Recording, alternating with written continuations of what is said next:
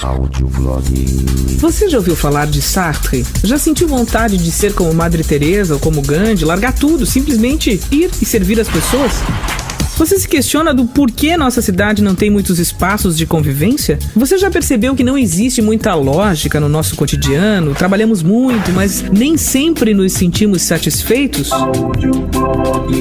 Sim, o Audioblog está entrando no ar e você é o nosso convidado para este espaço de convivência virtual. Entre, tome um chá, vamos conversar, fique à vontade. Boa tarde, Charles Henrique. Vamos começar o Audioblog. Hoje é dia do urbanismo, 8 de novembro.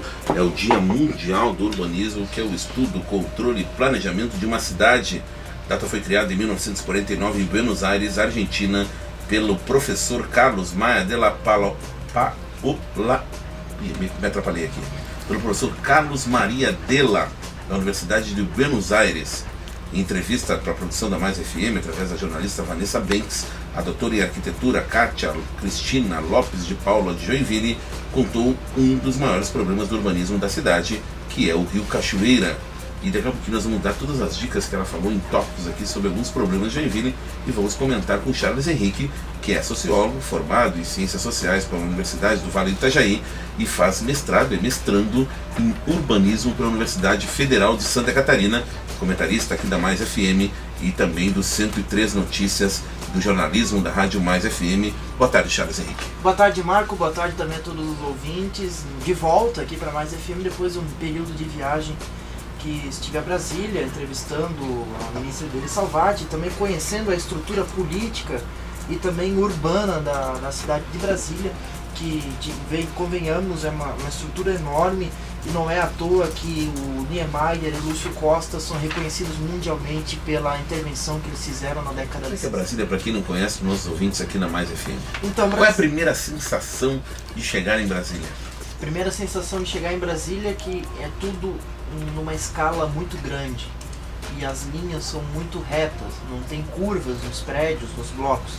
Explicando para o nosso ouvinte, Brasília, ela originalmente no plano piloto foi dividida em asa norte e em asa sul. Por que asa norte e asa sul? Porque a estrutura faz a forma de uma asa de avião. Então, em cada dessas asas tem uma estrutura lógica. Tem o bloco A, o bloco B, o bloco C, bloco D, bloco E, bloco F e por aí vai nas quadras, nas superquadras. Então tem a quadra 200, a quadra 400, a quadra 600, a quadra 800 para a asa norte e para a asa sul, a quadra 100, a quadra 300, a quadra 500 e por aí vai. E em cada bloco desse tem uma estrutura, por exemplo, quadra 408, que é no norte, aí tem o bloco A, bloco B, bloco C, bloco D, e no bloco A, sempre no bloco A das superquadras tem a zona comercial e na B em diante vai virando zona residencial. Então as pessoas, elas não precisam sair da sua superquadra, da sua quadra, para fazer os afazeres diários, né, como ir ao banco, cortar o cabelo, ir no mercadinho, porque em cada quadra já tem uma estrutura. A grande falha de Brasília, Marcos, são as cidades satélites que não foram planejadas para aguentar o crescimento populacional que Brasília teve. Porque o plano piloto ele se mantém da forma original até hoje, mas as cidades satélites não. As cidades satélites acabaram abrigando as pessoas de baixa renda e cresceu de uma forma absurda e não planejada como o plano piloto, como a asa do avião, que é realmente a cidade de Brasília. Agora, Charles Henrique, numa produção aqui do Audioblog, através da jornalista Vanessa Banks, falou então com a professora, a arquiteta, a doutora em arquitetura, Kátia Cristina Lopes de Paula, aqui de Joinville, que ela disse que um dos maiores problemas do urbanismo de Joinville é o Rio Cachoeira. E ela apontou algumas questões sobre o rio. Para a doutora, é importante que os joinvilenses reconstruam sua relação com o Rio Cachoeira. No momento, ele é apenas motivo de vergonha para os habitantes. O rio poluído é a prova de que muita coisa na cidade foi feita sem planejamento. O Rio Cachoeira foi além da onde os colonos chegaram aqui em 1851, ou os portugueses que tinham fazendas aqui antes da fundação da colônia Dona Francisca. Ele também foi, digamos, pela linha do rio que foi determinado o crescimento da cidade. O núcleo original, que hoje são as ruas centrais, a Avenida Procópio Gomes, a Avenida Getúlio Vargas, a cidade de Joinville ela foi se tornando retilínea e foi contornando o Rio Cachoeira. na margem, digamos, a margem não a margem da prefeitura, a margem de onde é o terminal de ônibus para cá. Pro outro lado do rio não se tinha a ocupação nos primeiros anos da cidade. E com o crescimento industrial, junto com as péssimas condições de engenharia sanitária que foram desenvolvidas ao longo do século, é algo um pouco mais recente, o Rio Cachoeira foi se tornando o local de despejo de dejetos das indústrias e também das residências que tinham aqui em Joinville, e causou esse problema gravíssimo que é a poluição do Rio Cachoeira. Essa é a verdade, e as pessoas, até, Charles Henrique, poucas pessoas caminham às margens do Rio Cachoeira para ficar observando o rio. Claro que o cheiro não é muito agradável, mas é preciso prestar um pouco atenção, assim, dar uma caminhada só para dar uma olhada, até para ver o jacaré fritz. Mas as capivaras, e tem vida no Cachoeira, mesmo com toda a poluição, tanto que o jacaré sobrevive lá. Sobrevive. E Marco, você falou em cicatriz. A cicatriz não é propriamente o Rio Cachoeira, mas sim o modo de ocupação urbana que a cidade sofreu desde 1851. Essa que é a grande cicatriz, essa reprodução capitalista do espaço, onde o consumo e os espaços mais bem localizados. Sobre acessibilidade, Joinville ainda não é um exemplo de cidade ideal para cadeirantes. As calçadas quebradas são exemplos de uma cidade que não se preocupa com aqueles com necessidades especiais para se locomover. Esse fato da acessibilidade, Charles Henrique, é uma prova até de cultural de Joinville? Sim. E da colonização? Sim, porque não digo da colonização lá do início da cidade, quando ainda era colônia Dona Francisca. É porque com o modelo do automóvel nós tivemos uma sobrevalorização da rua, da via de pavimento, onde os carros andam, e esquecemos o caminho dos pedestres. Eu não vou deixar a calçada muito bem arrumada, porque eu vou ali dar uma tapeadinha, deixar bonitinho, mas eu não vou me preocupar com a questão de acessibilidade, porque não é ali que o carro passa, não é o ator principal da rua. A calçada virou apenas um acessório da rua, não só em Joinville, mas em vários lugares, Brasil afora.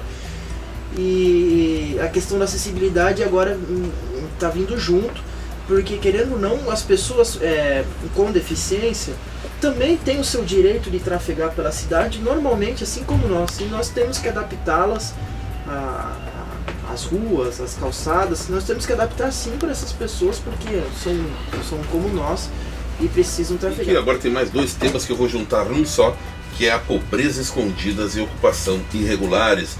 A doutora em urbanismo, a Kátia Cristina Lopes de Paula, observou que a pobreza está escondida em Joinville, e muita gente costuma dizer que não existe favelas em Joinville.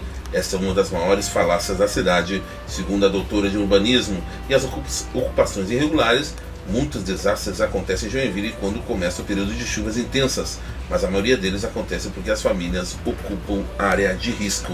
A questão da pobreza escondida é uma questão realmente que acontece em Joinville, e foi nessa expansão aí que você diz ordenada. A periferia foi colocada para longe do centro da cidade, e principalmente isso é inegável. Isto, Marco, essa que é a lógica de ocupação que nós tivemos aqui em Joinville.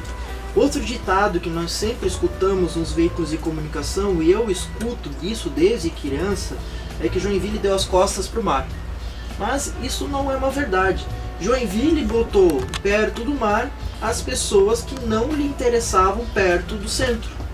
E como o centro não é perto do mar, obviamente que para o mar ficaram as pessoas de mais baixa renda. É só ver o perfil dos bairros que são vizinhos à Baía da Babitonga, o Cubatão, o Espinheiros, o Parque Joinville, Aventureiro, e Ademar Garcia, e por aí vai. Então, a lógica foi muito bem ordenada, e quando nós passamos a entender a cidade deste jeito, nós passamos também a entender que a cidade ela é em volta de interesses, e são interesses econômicos, porque quem está em regiões mais bem localizadas vai ter privilégios que as outras pessoas não vão ter. Por exemplo, Marco, lá no Cubatão, vamos pegar o morador do Cubatão, que mora lá perto do aeroporto.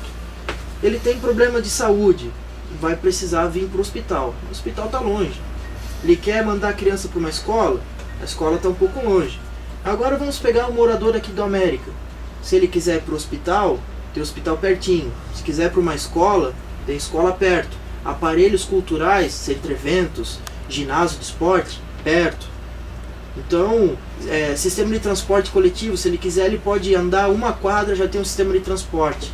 Essa que é a realidade aqui da nossa cidade. E a ocupação irregular foi a aprovação do Estado em botar as pessoas de mais baixa renda, no caso de Joinville, tem alguns lugares, em algumas cidades que a classe alta também está ocupando lugares irregulares, jogaram essas pessoas e o Estado deu o aval ou fez de conta que não viu e acabou julgando-os como ocupação desigual. Na questão de ocupações irregulares, pobreza escondida também, a professora salienta aqui que muita coisa em Joinville foi construída em cima de mangues e que são áreas importantes para o ecossistema. Essa é uma realidade. E aí vamos pegar toda a Joinville, é construída praticamente em cima de mangue, e mais algumas poderiam ser preservadas aí, principalmente em loteamentos populares. Só a região do extremo oeste da cidade que não foi construída em cima de mangue. Vamos falar agora de mobilidade. A doutora em arquitetura, Kátia Cristina Lopes de Paula, conta que a mobilidade é formada principalmente por 3 conceitos: aeroporto, rodovias e transporte interno, como ciclovias, ônibus, automóveis e pedestres. Uma mobilidade inteligente é imprescindível para o planejamento urbano.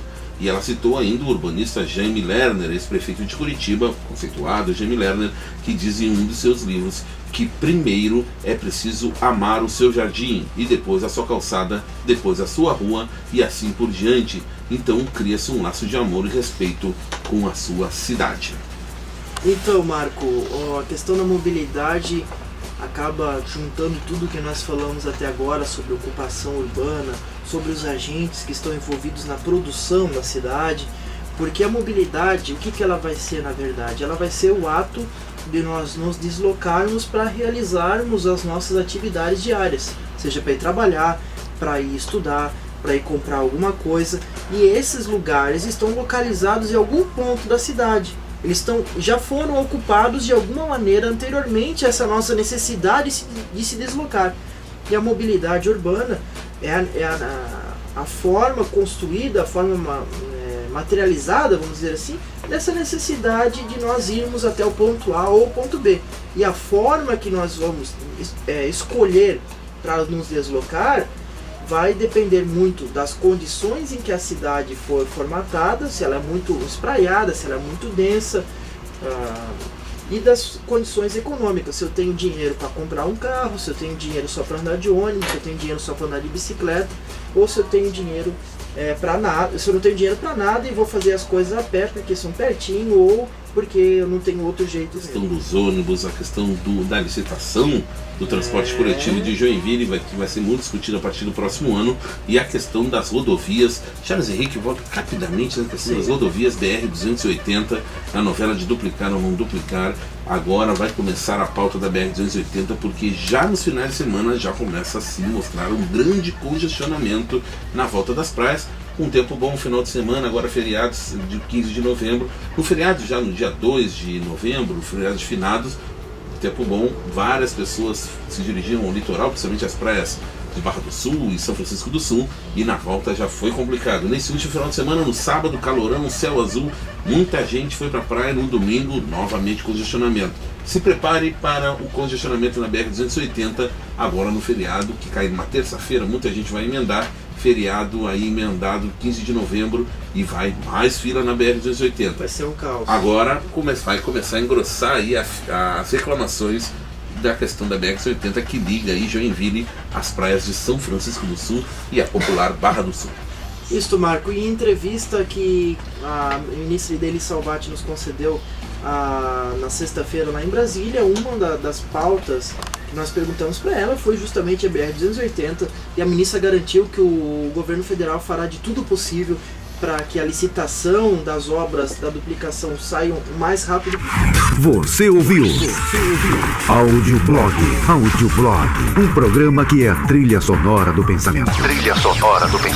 Uma hora de pura expressão da cultura, do cotidiano, da notícia e do entretenimento de Joinville, do Brasil e do mundo. Audioblog.